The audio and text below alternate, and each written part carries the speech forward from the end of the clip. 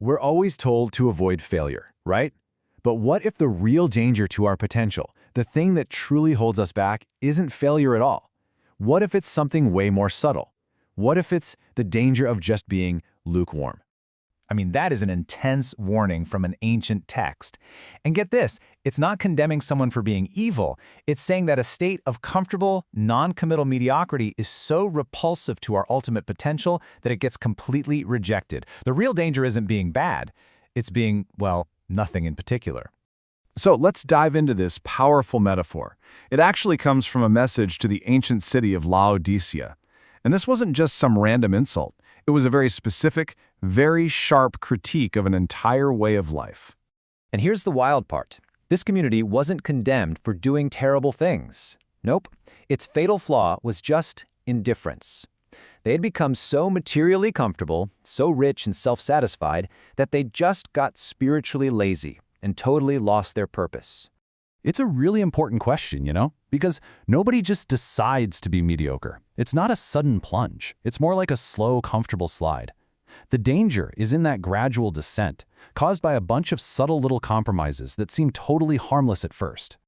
All right, so to really understand this slide into mediocrity, we've got to look at the specific traps, the exact compromises that pave the way for a lukewarm existence. The source material points to 3 big compromises, 3 big distractions: chasing wealth, chasing power, and chasing sex.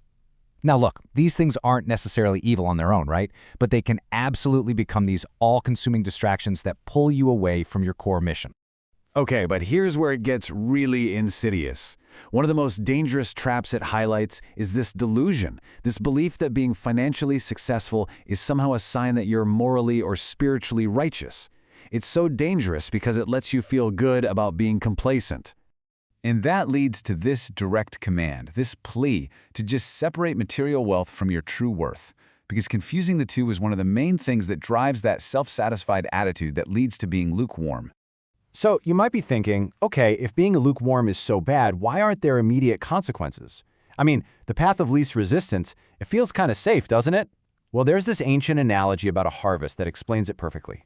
So picture this. For a while, the wheat and the weeds, the committed and the complacent, they're all allowed to grow together in the same field. It seems fine.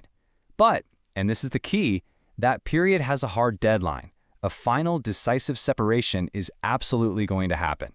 And that right there, that's the core danger. The lukewarm path might feel consequence-free for a little while, but it is not a sustainable state. A moment of reckoning, a time of separation, is 100% guaranteed. Okay, so you've got this reckoning coming. How do you cut through all the fog of compromise and, the lies we tell ourselves? The source offers up this really powerful metaphorical tool for doing just that. And let's be super clear here.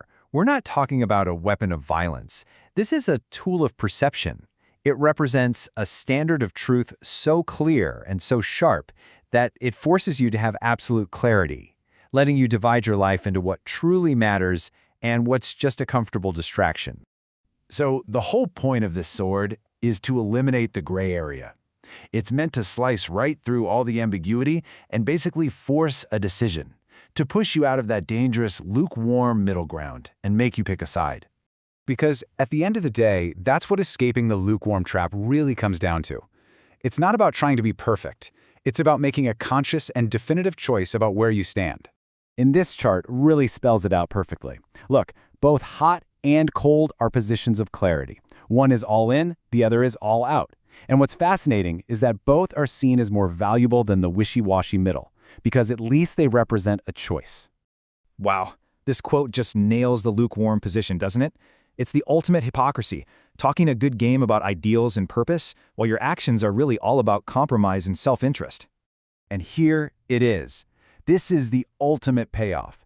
You have to stop playing the middle ground. You have to choose a direction with conviction. Use your own sort of truth, whatever that standard of clarity is for you, and commit to it. Or you risk being rejected by the very potential you were meant to fulfill. So this leaves us with a pretty provocative thought, doesn't it? Indecision feels safe. It feels like you're keeping your options open. But what if it's the single greatest risk you could possibly take for your future? We spend so much time fearing the wrong path, but maybe, just maybe, the biggest failure is not choosing a path at all.